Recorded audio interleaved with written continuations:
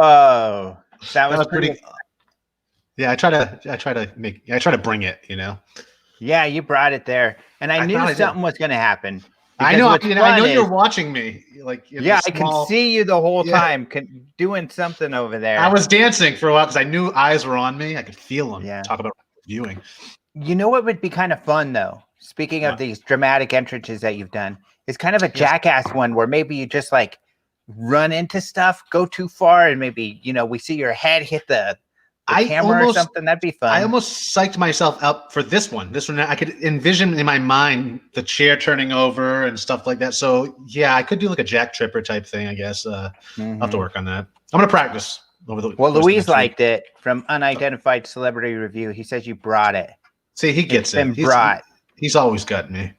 Yeah, Louise, I liked it too. Respect. I don't even know what this means. You're trying. You're putting in the effort. I am. Yeah. I am. Every day. So this is a special episode of What is Doug Reading, because it's really what is Doug watching, right? It's true. It's true. We decided last week with your help, you guys over there to the left or right. Left is right. Never mind. In the chat, yes. We thought we would look into, ironically as that sounds, remote viewing. And in doing so, we recommended to watch a particular film called Third Eye Spies. And so, Alejandro knows a lot about this. I enjoy this sort of thing as well. So yeah, I decided to watch it. In fact, I've watched it twice because Alejandro called into question my first viewing of it and my lack of critique over production quality, which I still, again, after watching it the second time, I don't see it. I don't see it a lot. I think it's a fine film.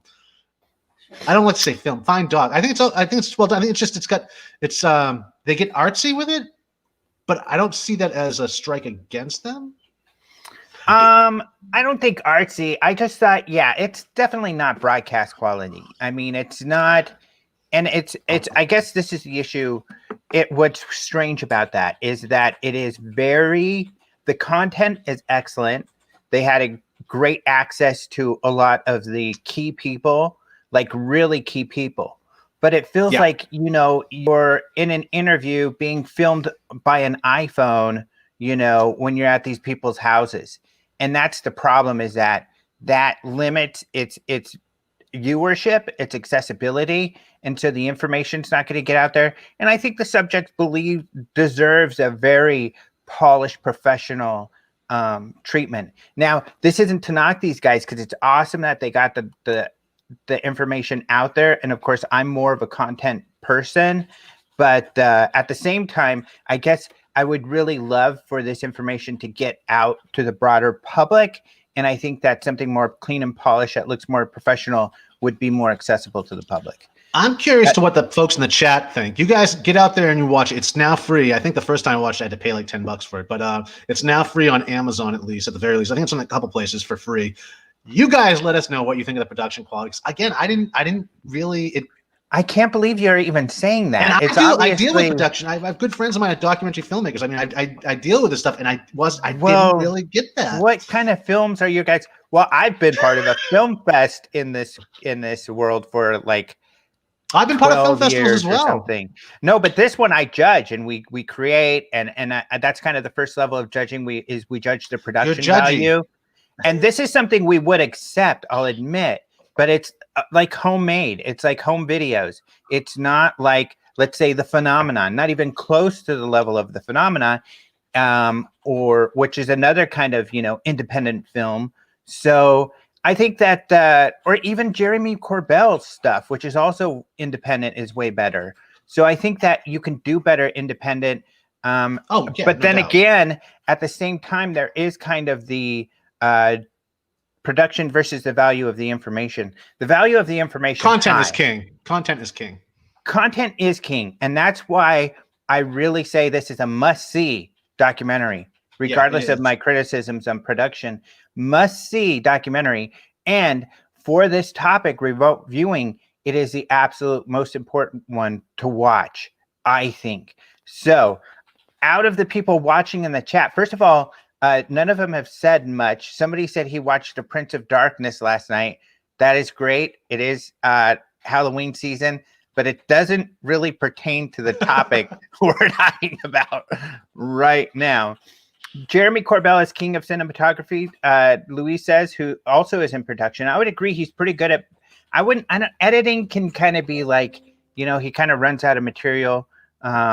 So I don't know that I would say his editing is the best. Some people complain that he puts too much of himself in the film. That's what I think. I hate it when a documentary filmmaker puts themselves in the film. That's not documentary film. You're supposed to be documenting something, not yourself. So I mean, like, that's my one problem with him.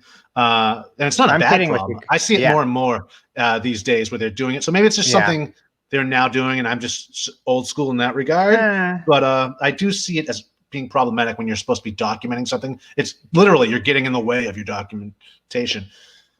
Yeah, I would say, like, look at The Phenomenon. Again, another, recent documentary that is an independent film put together, made actually the same production company as Jeremy Corbell. But, they're mainly producing and distributing, not doing the editing and that sort of thing. But, James was in his film a little bit, James Fox, the maker of The Phenomenon, but not very much, very little, just the right amount. And in those cases, he's like getting an interview with Harry Reid, which is really difficult. So that's how you have. Sometimes you have to do it. Sometimes you have to do it. But it's when you're standing in front of the camera talking about the subject and what subject matter and so on. So it tends to, again, get in the way of a documentary film. Yeah. Yeah, I agree. It turns to more of an ego thing. Like you want to get your time on the screen too, and it's not about that. You need to submit to whatever you're talking about. You need to get out of the way of that. I mean, that's what it used to be for me, anyways. I think you're right. Yeah, I agree with you. In fact, I hate being too judgy. Well, the critics out there, that is some of the criticisms they had of James Fox's documentary. There were two main things. One was that the graphics were a little cheesy. Which I don't know if I agree with that, but two, that there should be less recreations. You don't need the recreations, which is kind of a weird request, but here's why they're asking that, which I walked away from, and many of the people I talked to walked away from Jeremy's films as well, is they want to see a newsy film. They want to see like a documentary along the lines of the ones you see on CNN or a news channel, which is not recreations, more talking head interviews, but because of the levity of the information and the credibility and the levity of the people talking, it's more about what these people are saying. So when you have a Harry Reid, when you have a Chris Mellon, when you have a John Podesta, when you have a Luis Elizondo, when you have these really high level, very important people, you don't need the video and stuff. I don't know. I think James did a good job for what his is. So I don't know if I totally agree with that, but for instance, let's take a look at Jeremy Corbell's movie. So Jeremy Corbell is a filmmaker. He's done a movie on the more recent ones that have gotten a lot of publicity are on Bob Lazar and Skinwalker. I would say for his films, with especially the Skinwalker Ranch one, there's a stark contrast between his footage and the pieces that George Knapp, a traditional journalist, an excellent award-winning journalist, did. And George is not in his pieces. His voices, his tone, his the way he, because he has a unique style of conveying information, that's represented in the film, but not him himself. You don't see him on camera except for maybe a close or open, like a traditional news piece. And that's great. Yeah. I like it when they're there to narrate what's going on for the most part, but every now and then they're in frame and they're introducing what's coming up or but then they're gone. You know what I mean? Like they need to be there for that, I think. Well, they don't necessarily need to be there, but if they're going to do it, that's the way to do it because it is traditional. I think we're used to that and we know what we're getting into. But I mean, as soon as you step, I don't know. I'm not going to repeat myself over and over again. It's a style I don't really care for. Well, and I think what we're both getting at, and I think some of the criticism of the phenomenon was getting at Anthony Rocco from, hopefully I said that right, Anthony, who's watching on Facebook, just made the point that it does hurt the credibility of the content, that the content, like you said, content's king. They should really be focused and everything should be focused on the content. And I agree with that 100%, actually, personally, because Jeremy gets artsy.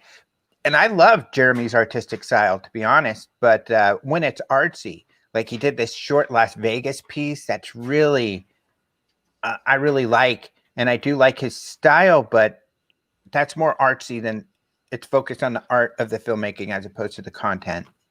Yeah. I thought Third Eye Spies, though, it had an ambience it was going for, an aesthetic, and to me it didn't really take away too much from it for me, and I usually am pretty critical when it comes to this sort of thing, but and it might be good for what for the topic or the subject that it's portraying, because the remote viewing, what the government was doing with that was totally experimental. This was the first time they were doing that, so they're making mistakes. They're making a lot of mistakes too, and so maybe it's only fitting that a film dares to be a little risque in their putting together of a documentary.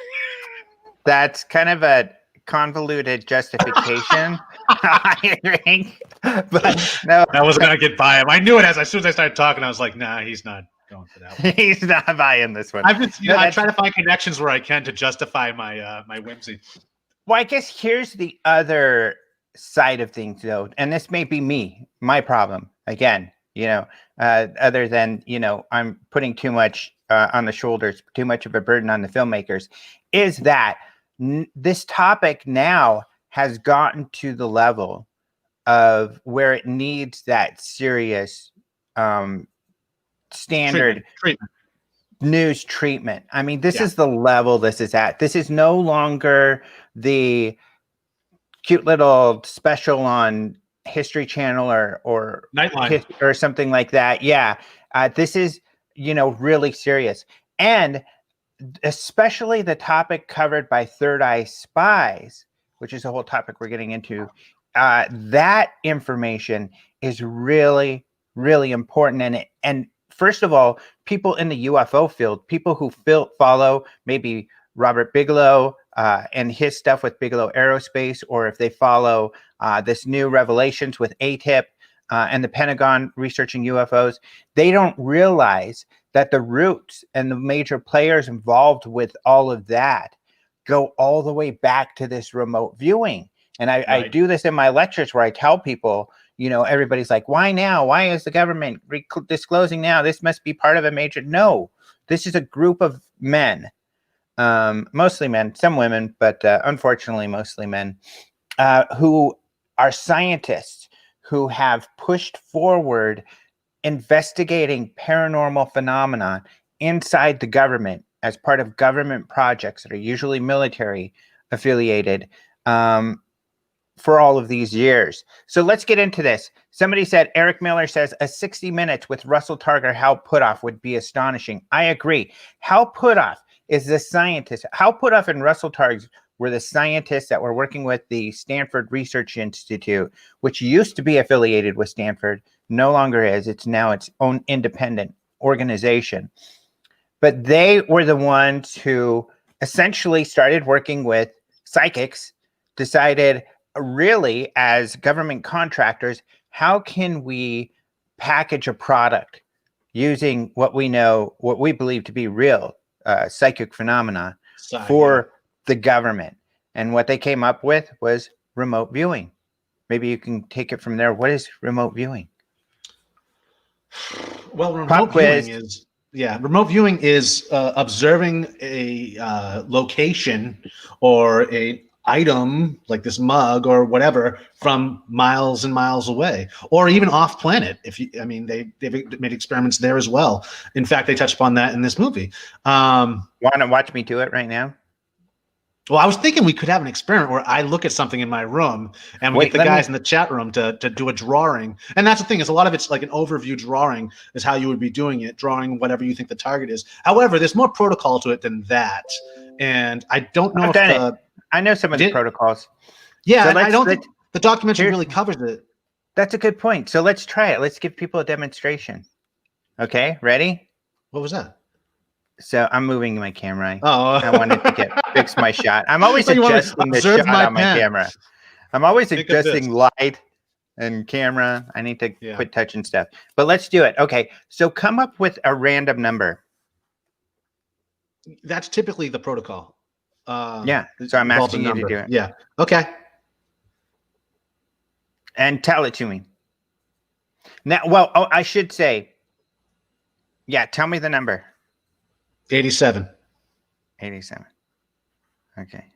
I'll explain what we're doing here once we're done. So the number 87. So 87 now represents the target. Now, Doug, as the person who is giving me the target number 87, may or may not even know what the target is. And that's I can't. double blind. I can't. Yeah, where you don't know the target. Exactly. Otherwise, it can corrupt what's going on here, the experiment. So then what people do is try to get impressions off the 87. What they'll often do, I think they call them monograms, is randomly scribble. And then kind of look at their scribbles and trace it back and get the impressions that are in their head. Now, you don't describe what you're exactly seeing because that can taint your read. What you do is give descriptors like soft, hard, yellow, square, large, small, ideograms. Yeah, Connie Churchill remind me. It's called ideograms. Thank you, Connie. And so you do that. So I'm going to do that right now, and I'll say it. I'm going to say black. This is weird. Liquid, but also solid. Solid liquid, ice. Scary monster. Terror. But now it's word association. See, that's the problem sometimes is your imagination can get in the way. That's a good point. And that happens. A lot of these guys within that whole program, the egos kind of got in the way now. If you look, there's a lot of infighting going on between them because they all think they know the way. But once you do that, so I wrote black, liquid, solid. I shouldn't have done scary. You're right. But monster, terror, I shouldn't have put in there. But desert, remote were the things I got. Then you can do this stage where you look at it, and this is kind of secondary because what's most important are those descriptors. But then you can add notes and say, well, I think it was, then I could say it was a scary monster in the desert. I get that impression. That's the impression I got. And maybe something like a mug, a coffee mug. Whoa! Oh, I get it. Folks, he nailed it. It's my mug. I nailed it. Look, it's the scary monster mug. And that's the thing, right? From the desert in Arizona. That's true. Possibly a mummy pulled from the Grand Canyon 100 years ago, if you believe that. Karen's over here working.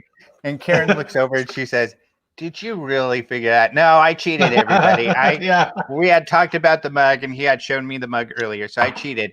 But that's kind of how the process works. And what's kind of fun is I've done this. Like in our MUFON group in Colorado, we did this a couple times, and it's pretty extraordinary. So what I did was I put a bunch of pictures randomly on my computer, and we did a screen. And so I popped it up. I randomly put them up on the screen, and I said, and I would turn off the thing so people couldn't see it. And I wouldn't even know what the next picture was. And I'd be like, okay, let's remote view the next picture. So we'll use a random number. Everybody do the remote viewing thing.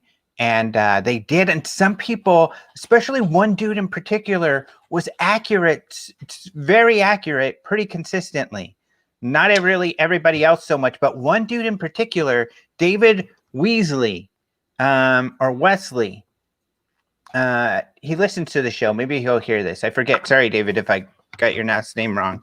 But yeah, he was really good at it. So that's remote viewing and kind of how it works. But the way they developed this was they asked Ingo Swann, essentially the psychic, hey, do you think there's some kind of product we can create for the government? And he said, well, maybe, being able to see things from afar and get some information. So then they developed these protocols because Ingo Swann said, you can teach anybody to do this. And so they developed these protocols. They actually then created this program, many different projects, main project being Project Stargate for the Army, but they also did it with the CIA. So yeah, and that's how remote viewing started. Yes, and a lot of these protocols just come out of Stanford too. They were like classic psi testing protocols that they incorporated. But Stargate's great too. That was started by Dale Graff, I think in '87. I could be wrong. '89, maybe '89, I've got a 1989 time. to 1993, maybe was. Actually, I've got a timeline. Oh, you do. Let me look it up. He's brilliant. If you listen to Dale, I think he's the most he is the most together when it comes to explaining what was going on there and what to expect from it. And he's just more believable. There's no woo-woo with him. He's just so cut and dry. He's a physicist first, but he never really drank his own Kool-Aid. He never really read his own press, I guess. And he's just really honest and clear-headed when at least what he has been in the past. I don't know what he's talking about now. I haven't paid attention, but I always liked him out of all the other guys that came out of that. Like, I mean, Major Ed, was it Davies? Major Ed Davies. Dames. He's kind of gone off the deep end. I heard a recent interview with him. They all have. Yeah. See, and that's why I say I don't know what Dale Graff is up to now. But I mean, his book that he came out, what was it? Psychic Tracks in the Wilderness. Classic. In fact, we should probably look at that at some point. But he always had a very sober. Stacey, by the way. Hey, what's up, Stacey? But he always had a sober opinion on what they were doing when he was up. And he actually came up with the name Stargate when he took over the program. So the program was already going on. He just took it over, I think, in '89. Well, I'll read you the timeline. And I should explain. Stacey said Stanford Research Institute. We already covered that, Stacey. You were late. Yes, Stacey, way behind. We'll talk more about that. Stacey definitely knows a lot about this stuff too. She heads the MUFON group in Arizona. But let's see. It doesn't work with money, says Gas Mask. All remote viewers would move to Las Vegas if it did. That's funny. Well, some live there. John Alexander, who helped start the programs, lives out there. Of course, Bob Bigelow lives out there. But let me go over the timeline. Oh, yeah, there you go. And we also got. So the timeline, the reason I have a timeline is because I have an ATIP OSAP timeline. Those were the programs that the Pentagon funded to look into UFOs and paranormal phenomena. Why would I have this remote viewing stuff in the timeline? Because this person, Dr. Hal Puthoff, was also a contractor in that program. He also worked with Bob Bigelow for the National Institute of Discovery Sciences project, but also BASS, which was the program Bigelow started when he got the contract from the Pentagon to look into this paranormal stuff. So like I said, it goes all the way back then. So it started off with their first experiment was done in 1971, and that's Russell Targ and Hal Puthoff. Then SWAM, let's see. Well, Pat Price. Wasn't Pat Price involved in 1972, around there? Well, I don't remember all the names, but SWAM or Puthoff and Targ were the first three to really start all this up, and then a lot of different people got involved. But a lot. Yeah, and a lot of different agencies too. Yeah, that's true. But Puthoff, they first did their experiments with the CIA in 1972. Later that year, they got a contract. The CIA awarded the Stanford Research Institute a $50,000 exploratory contract. In 1974, then Targ and Puthoff wrote an article, published their first article in Nature about remote viewing. They also had started in 72 the International Remote Viewing Association. Right. They then wrote their book in 1977. Bigelow started in about 1990 as far as doing and funding research material and stuff like that. Then Dale Graff came on in 76, though, I'm pretty sure. We'll head all the way to essentially the end. Stargate got canceled in 1995. Okay, so that was 2 years after Dale was gone. I think he retired in 93. And that was the end, is 1995. And why did it end? Is because of the same reason that OSAP ended, or the paranormal research that was being done by Bigelow in the 2000s. That ended because of religion. And that's what killed remote viewing. Not that it wasn't working, because that's another great thing about this documentary. You get to hear from some of the remote viewers, like the alleged best one, McGonagall. And, they talked about how we did this for a couple decades. We were busy all the time remote viewing stuff for law enforcement and for different government agencies. He told me they were only 20%. He was the best, and he was only 20% accurate. And I said, well, why would they want you? And he said, well, if you got a cold case, 20% is better than 0%. Exactly. And they would go and then solve, some cases.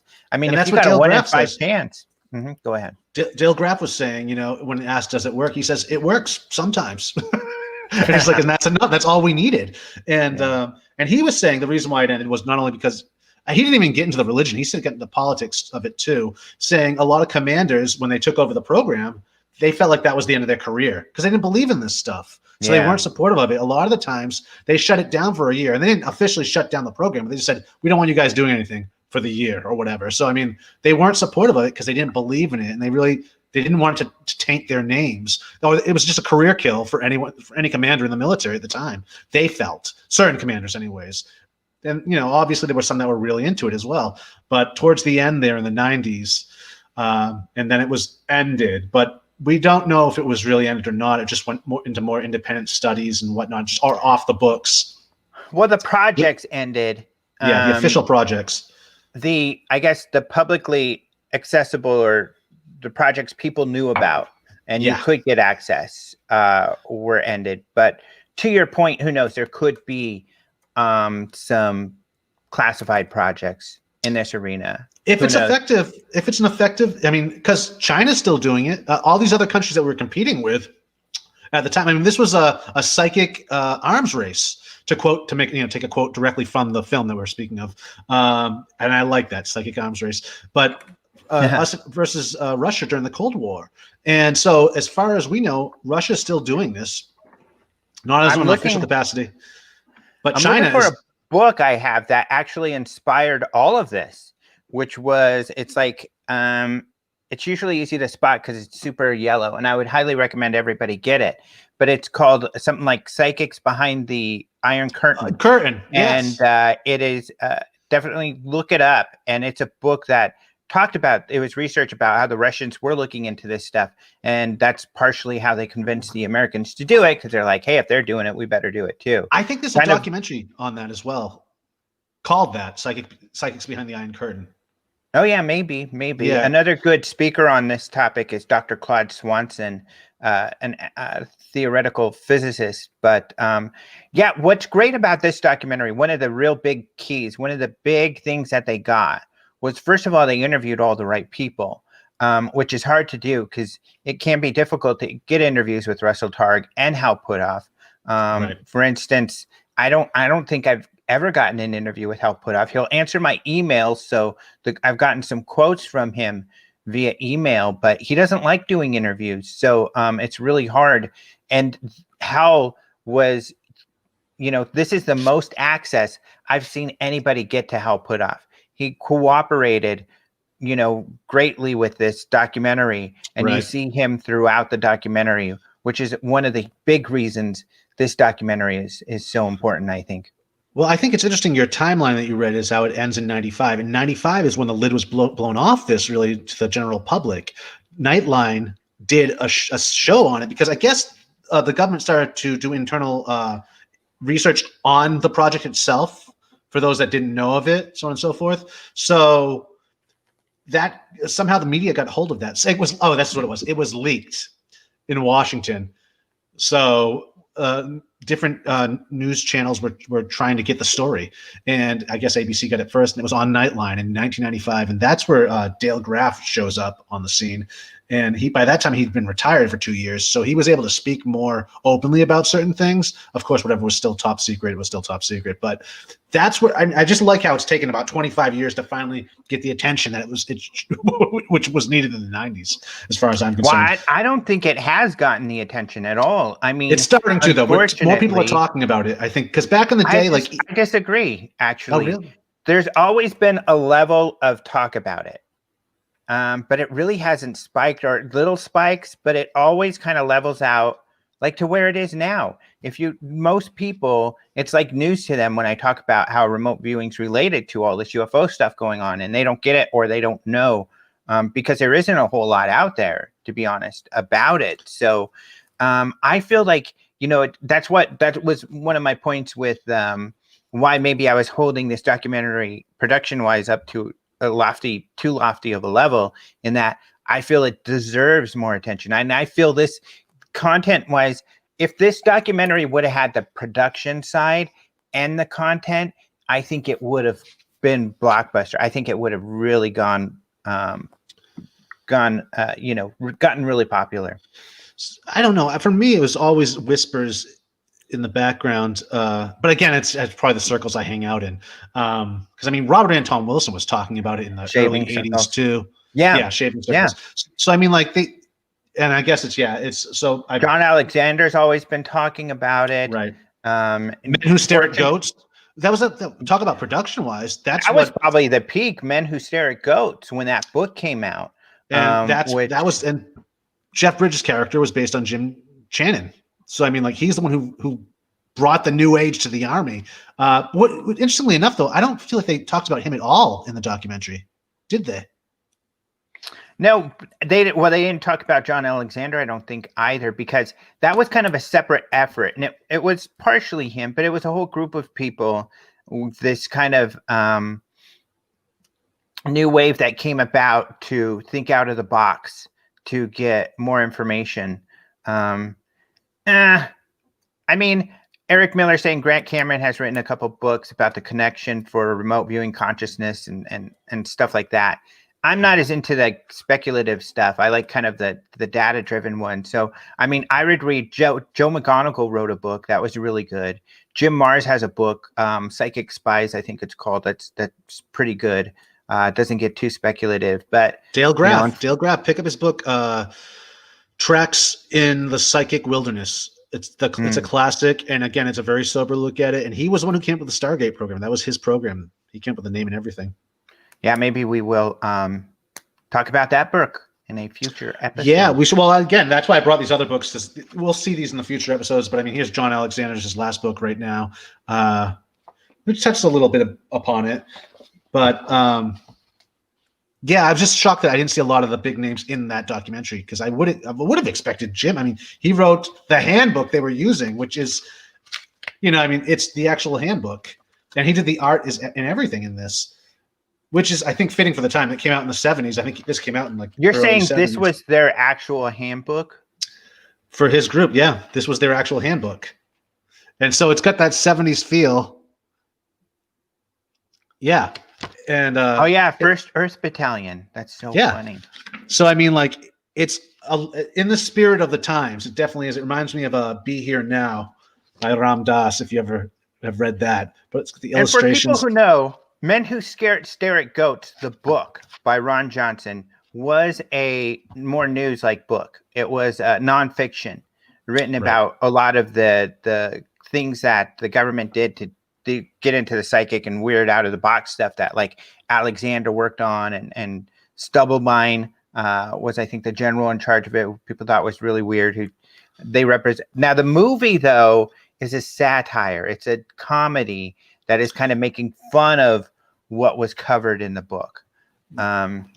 It actually, you're right. It cheapens it to a certain extent so that it dilutes the interest. Maybe like, okay, we did this funny movie, and we're over, people don't take it serious. So the production quality was there. It did kind of cheapen the topic, the subject matter. Although the movie was really funny. I mean, I was mad at the movie, but I found it really funny too. So, I mean, when did it come out? Was it like 2004 or something? Alejandro?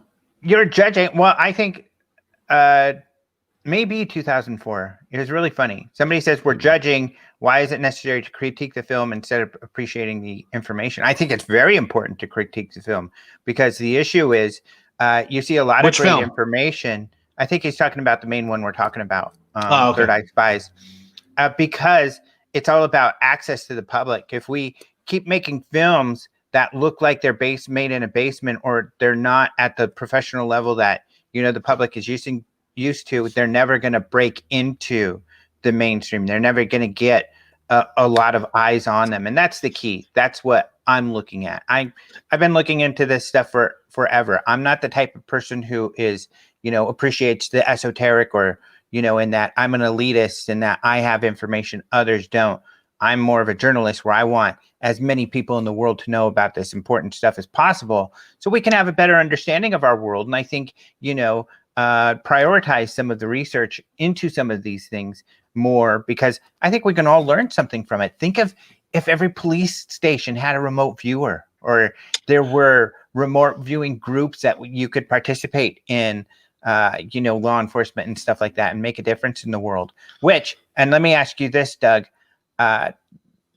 Luis had a good question. Did any of these projects lead to any big moments or discoveries, like a terrorist cell? I can remember a couple I've gotten from interviews, but did they cover that in Third Eye Spies, like some of their big successes? I think they did. Oh, yeah. Like the planetary ones, like the rings around. Was that in this movie? I could be confusing it for something else.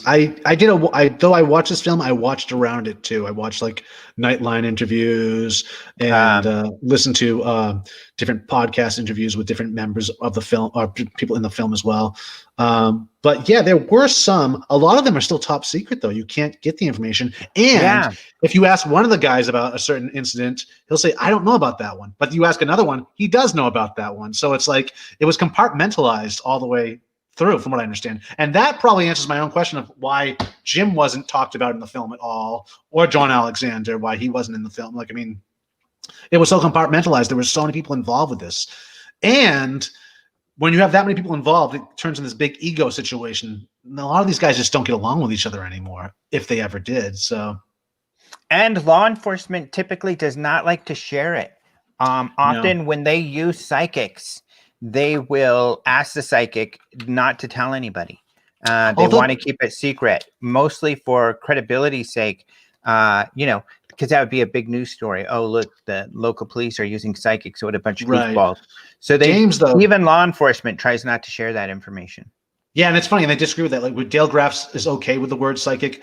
Ed Dames says he doesn't think remote viewing is a psychic thing. He doesn't think it's a psychic activity at all.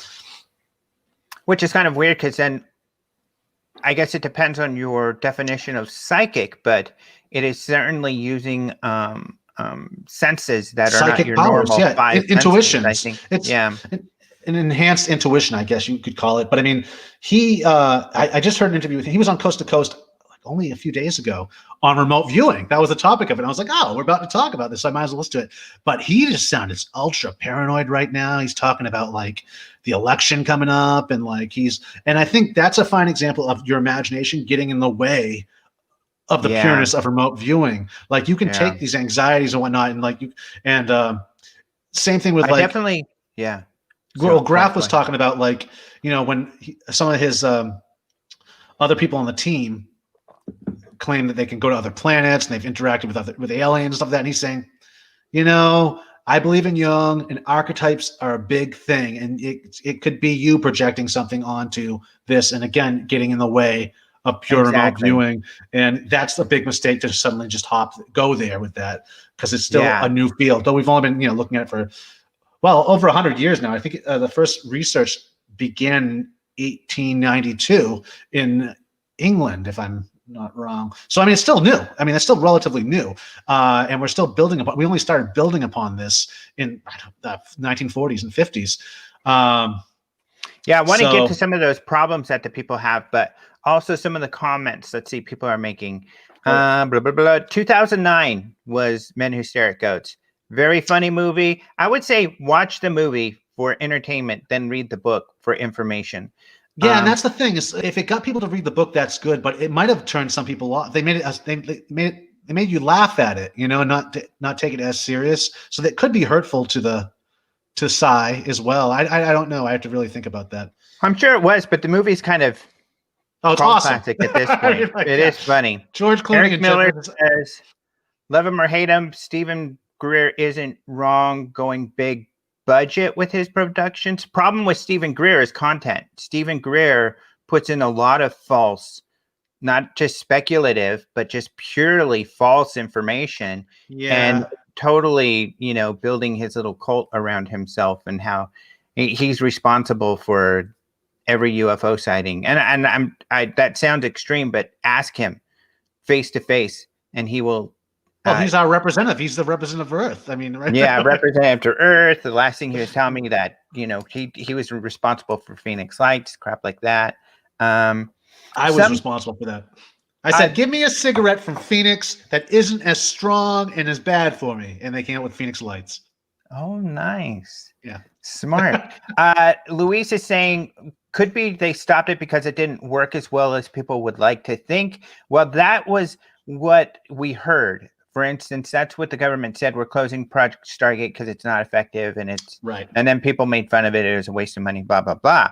But according to the people in the program, and I think they have a strong argument, if it wasn't effective, why were we so busy for a couple decades through a few administrations? And they were aware of what we were doing. And I think that's a very strong argument. And so they all said it was, religious people. It was the religious fundamentalists. And what's interesting about that is that we've heard that about the Pentagon program also, that, they had to stop looking into Skinwalker and some of these other paranormal projects. And we hear this from, Luis Elizondo, George Knapp, Harry Reid now, in the latest documentary of the phenomena. He said his guy working on this stuff almost got fired over it. People were so upset about it. So, yeah, interesting. Well, Jimmy Carter, you asked about when was there a successful time that it was used, and the film starts off. Now, you suddenly jogged my memory with Jimmy Carter talking about a time where it did work, and I think it involved hijacking. I could be wrong. Yeah, I know they were looking for terrorists kidnapped some people. They were looking for. And it was a hit. It was a direct hit, and the president of the United. This is when he was president. He witnessed this. And so I know there were some big successes, and I feel bad for not knowing them all, but I can't remember. There's something to do with a Russian sub. I know I've interviewed several people about this, including John Alexander and Joe McGonigal. So Ingo Swann, interviews. Your most recent, right? Ingo Swann, though, he was able to move the needle on the magnometer. This was a concern to the CIA. So there is results that are freaking people out. So to say that it doesn't work or didn't work, if that was the case, they wouldn't have looked into it as long as they did. They looked into this for decades. There are a couple other interesting comments. First, Eric Miller's following up, and he's got a really great point. He's saying, I hear ya, but when it comes to Greer's documentaries, they are letting people know because they are big budget productions that are very well produced. They're getting a lot of eyes on them, which is to my argument. So that's a really great point, Eric. So imagine having that combination of great budget or great production and great content. That's what I think would have been wonderful. I hope that these Third Eye Spy guys can rework, get more funds, and redo this same documentary with a better production value. Maybe a series. They did a great job. Yeah, or a series or something on the History Channel. So that's a great point, Eric. Eric, it is true, but I think sometimes you're setting yourself up for it can also hurt the movement or hurt the field, like ufology, like Ancient Aliens brings a lot of people if it's into bad the fold of the mix. And it's it's setting this narrative that a lot of times gets it way wrong, and again cheapens it. It only hurts the field. That is a good point. That is a really good point. Well, you are bringing people in. You're bringing them in for the wrong reasons. It's almost as a form of entertainment. It waters it down, dilutes it, and often misdirects what it's really about. Danny Silva of the Silva Record, great. He does some great stuff. He's got some great. I definitely would highly recommend his website for kind of updates on the government UFO stuff.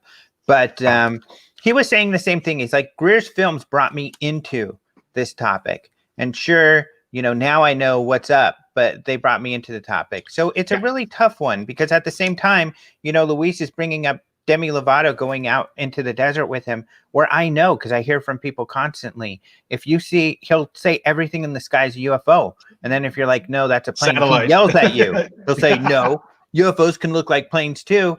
And I have countless numbers of people who, when they try to identify something he says is a UFO, he gets mad at them. So they just shut up and they're like, okay. And they're like, well, that was a waste of $2,000. So to come out to the desert with him. So I don't know. I agree with you. And I'm kind of on the side of, bringing people for the wrong reason, because now they're going out in the desert and they think everything's a UFO. What's even worse, and do not do this, never shine a laser light at something you don't know what it is in the sky, because you're literally, if it is an aircraft with a person in it and you've made a mistake, you are endangering those people's lives. And it's highly illegal. You'll go to jail if they bust you. Don't do that. And you see in their video, they do that all the time. That's something that they started with their little viewing things, and very frustrating. So I don't know. That one is really highly debatable, but at least this one has really good content. So. Double-edged sword. I mean, Danny Silver, he's just one of those individuals that was able to look at it critically, take from it what he could, and then get out of it and go for the real deal. Some people can't do that, especially when it's something that is playing on the History Channel. I use Ancient Aliens all the time as an example. It's playing on the History Channel. To some people, that gives it so much credibility, more credibility than it actually deserves. When a lot of times it's just entertainment, but then it's not really clear when it's playing on the History Channel. So that worries me. Granted, I love a lot of it. I hear you too. It's entertainment, but. I was so worried when Unidentified was going to be on History Channel, the Luis Elizondo and To the Stars guys, because, Ancient Aliens is not the most credible show. And so but I think that they did a good job on Unidentified, just sticking to the facts, and then the Skinwalker, which is also on, I think is doing a good job of sticking to the facts, but it feels so staged. It is so staged, but I don't feel like they're making stuff up, which is what most of the reality shows do. On Skinwalker, I've interviewed those guys. In fact, I had a great interview at the UFO Congress with the cast of the Skinwalker show. And I've known some of them, or at least one of them, for a while. I believe that they are really showing genuine. They're just, showing it in a staged manner. So they know what they're going to say because they've done research to figure it out. It's just unfortunate it's like that, because on Unidentified, as some of you may know, I interviewed the producer director, that essentially what do they call him? The showrunner. Best boy grip. Oh, no. Best boy grip. The showrunner. And he said, and Luis Elizondo has confirmed this, they couldn't do a second take. It was like, you say it once, that's it. And if they're like, oh, I think I could say it better, tough. We're not staging, we're doing this real deal. So that was kind of cool. Sorry, really quick to Luis's point. He was thanking us for kind of this Greer conversation. And I got to say, Greer, it was a huge influence for me really diving into this field as much as I did too, because of his press conference back in 2001 and some of the interviews he got with some very credible people. Although, now I know that those interviews originally were part of this collection they were trying to do for Lawrence Rockefeller. In fact, we have exclusively at Open Minds TV a copy of the original Lawrence Rockefeller UFO documentary, or document that he put together to give to Clinton, the Clintons and others, to convince them and show them that it's a credible thing. And Greer was involved with that. He got kicked out because he's too difficult to work with.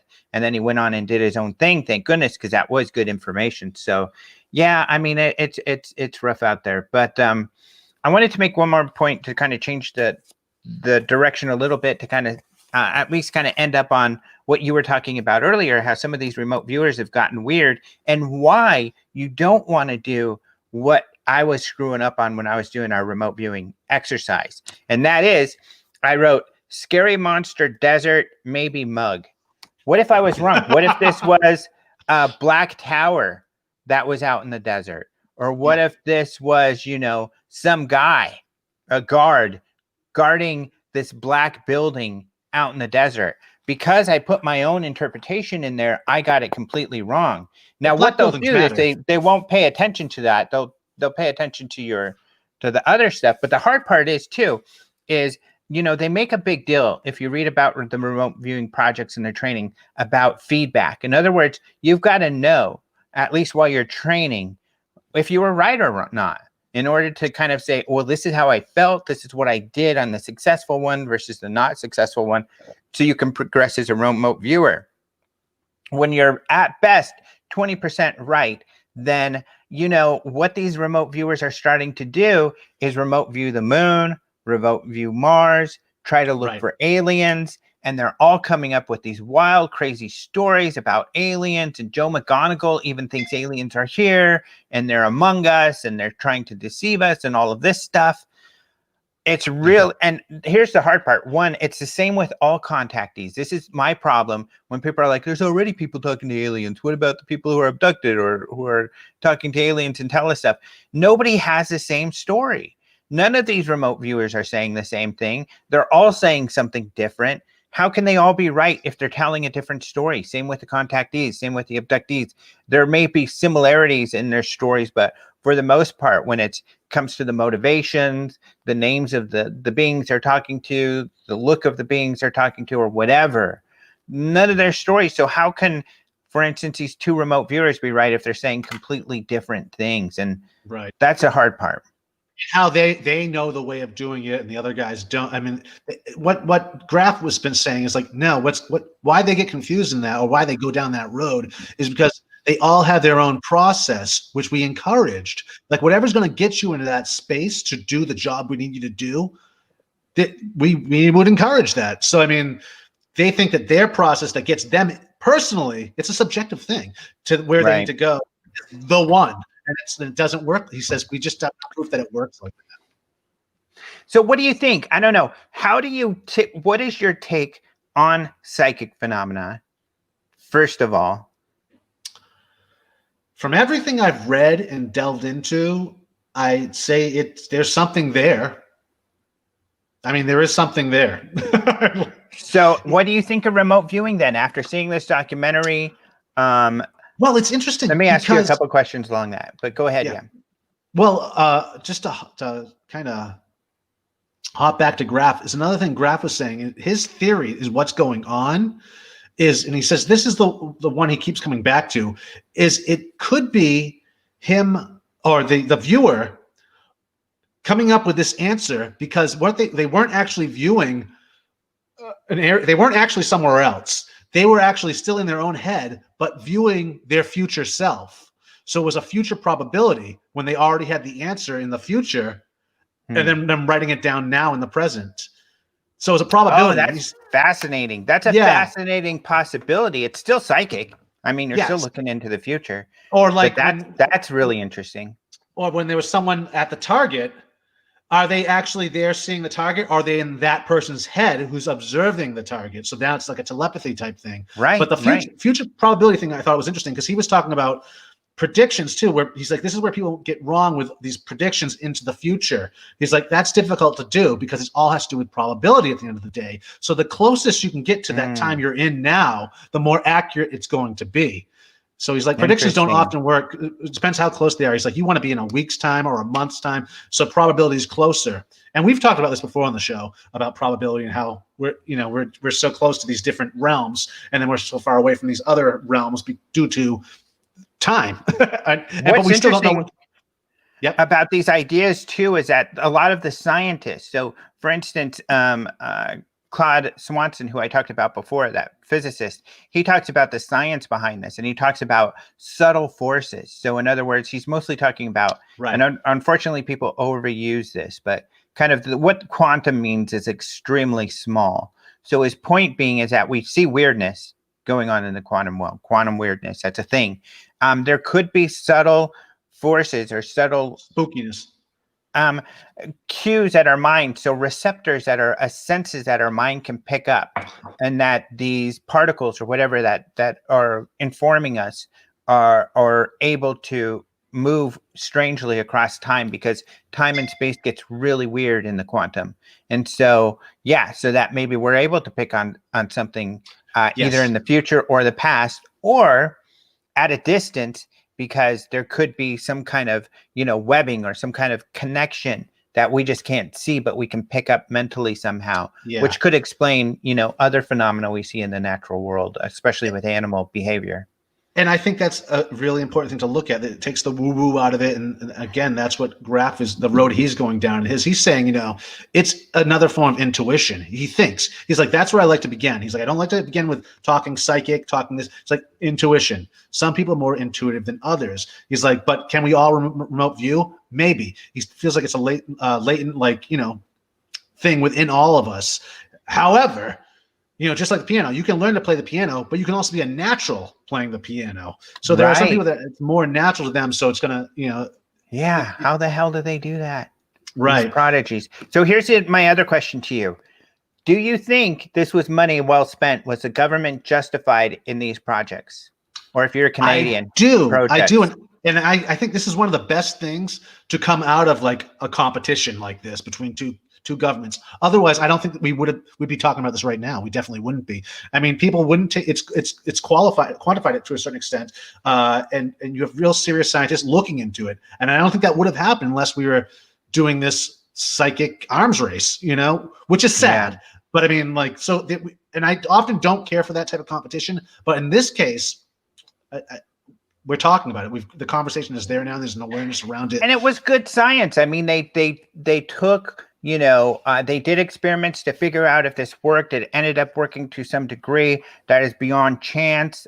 Some people argue that, but it's worth looking into. And this is why I get on. I get a little disappointed that the Pentagon project has turned into a Pentagon UFO project, and it was a UFO project. Luis Elizondo was involved and in charge of the UFO aspect of that Pentagon project. But that was not the $22 million project. The $22 million project Harry Reid started was to look into Skinwalker and places like it and the phenomena that goes on around it, including poltergeist, psychic, so all kinds of weirdness, paranormal stuff. And, people may say, this was foisted upon the Pentagon. It was. But, if you're Harry Reid, a politician, I think it's completely justified for him to do this in that his job is to work for his constituents. And if he believes the majority of his constituents want to look into the paranormal and take the paranormal seriously, then he's justified in creating a program to do that. Yeah. And he may be right. I mean, how many of you out there are interested in the paranormal? How many of you would like the government to look into ghosts and maybe some ghost hunting and have a weird desk? Maybe it doesn't get a ton of funding, but at least it's people looking into it to try to figure out what's going on with some of this weirdness, like remote viewing and others. I think we should have something like that. I do believe it's justified as well. So I agree with you. And Hal Puthoff in that respect, deserves a lot of credit. Sure, this stuff could be weird. Maybe he has some weird beliefs, but his science and his persistence in working with the government to create these programs has helped create the remote viewing program, and then also has created, helped with the Pentagon program that Harry Reid started. So, I mean, I think it's pretty impressive.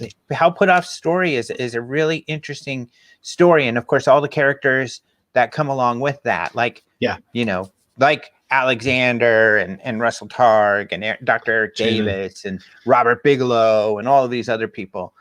Even Tom DeLonge, is part of that big decades-long story that starts from the 70s and is still playing itself out to this day. Yes. No, I think it's important. I think we just take $1 billion from our military and redirect some of that to this type of study. Because I mean, there's something to be said about it. And again, the project is probably still going on in some way, shape, or form. It's just a little misdirect to say that this was canceled. Well, if you're, I don't necessarily agree with that. Because here's the problem. I think the way John Alexander puts it is risk management or risk aversion. And the government is highly, highly risk aversion in that they don't want to look bad. They don't want to get in trouble. And you're talking about public servants here. What is the motivation to risk running a program like this and then hoping that it doesn't get out to the public? That's the difficulty with the paranormal and investigating paranormal stuff. Like I recently wrote in my article on Open Minds that I hope everybody reads, how these intelligent government insiders were able to get the Senate to take UFOs seriously and to look into them. And in that article, Harry Reid, they talk about the way Chris Mellon put it is that they didn't want to bring the UFO topic to General Mattis, who Luis Elizondo worked for, and who Luis Elizondo was trying to say, hey, I'm looking into the UFOs. It's a real deal here. We need to take this more seriously. They would not let him elevate that topic because they were afraid of his reputation getting smirched. And that's the way Mellon explains it. Someone who's worked in the government and for the Senate Intelligence Committee for many years. So, I mean, there is this risk aversion. I think, but that's DOD. That's the DOD. Posted. No, that's the entire government. I posted the excellent lecture that John Alexander did on this topic for Phoenix MUFON on YouTube. So check it out. It's on this YouTube channel here. Excellent, where he explains this and how government is not like, all these secret programs we think going on creates tons of risk. There just isn't the motivation or the will to do these sort of things. The gain is not worth it. Nick Pope talks about this quite a bit too. Yes, that's what I've heard. Risk aversion. I think that they're outsourcing a lot of these programs. Just they don't have that could be. And that's a good point. They're getting more smart, more intelligent in the treatment of this. Either outsourcing other corporations that can hide it as a corporate secret or whatever they do to keep the stuff in out of the spotlight and out of keep the government's hands clean of it. But I mean, if the thing is working, and if you want to convince your enemies that or to get them to stop doing it, you say you stop doing it. I feel like there's a little bit of that psychology going on there as well.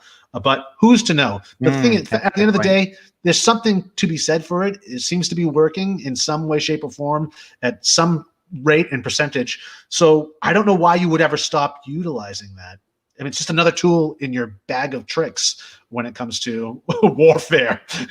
It's tough because remember, it's all politics. The people holding the purse strings are the politicians, and so it comes down to electability. I mean, look at right now. What people will do to get elected, or what they won't do if they think it's going to affect. Or what they won't do if it's going to affect their electability. So if the issue is going to come back to bite you in the butt, then you're going to be careful. But what's great about right now is that Robert Warner and Marco Rubio, who are in the Senate Intelligence Committee, have stuck their neck out and said, we think UAPs or UFOs are an important topic, and we do want to look into them. And as far as I've seen, I have seen no negative repercussions. And that's really important because that tells other politicians too, it's okay. You're not gonna, you're not gonna get the Kucinich treatment because Kucinich ran in 2008. They made fun of him over his UFO sighting, which I think, many people you could see, he within a couple of days, he canceled his whole campaign. So it had a huge negative effect, but it didn't have a negative effect for Hillary. Oh, you really? Yeah, tell me the story. I made a MySpace page for him, and it was actually for a giant zucchini I grew in my garden, and I called it Dennis Zuckinich, and I had a picture of the zucchini there. Is this a true story? Yes. I didn't mean to take him down, but I think it was more the This is a true story? This is a true story.